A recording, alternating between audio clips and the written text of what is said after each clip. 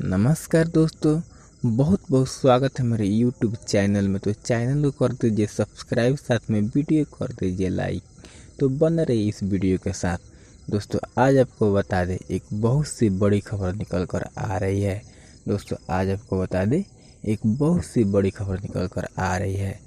दोस्तों मैं बताते हुए खुशी हो रहा है कि भोजपुरी इंडस्ट्री के सुपर स्टार सिंगर धनंजय धड़कन ने भोजपुरी इंडस्ट्री के सुपर स्टार गायक और नायक धनंजय धड़कन ने एक बहुत बड़ा सॉन्ग गाया है। जिस सॉन्ग को लेकर अगर हम बात करें तो उस सॉन्ग का बोल है बवाले लगभग ए सैया।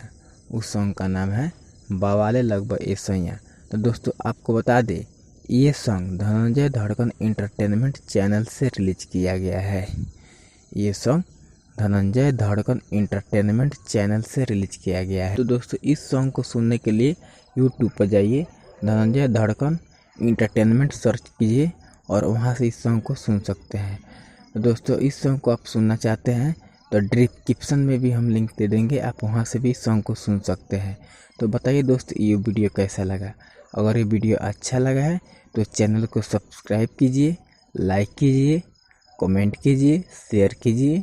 मिलते हैं अगले वीडियो में, तब तक बने रहिए भोजपुरी की सबसे तेज और विश्वसनीय खबरें ब्रांड न्यूज में।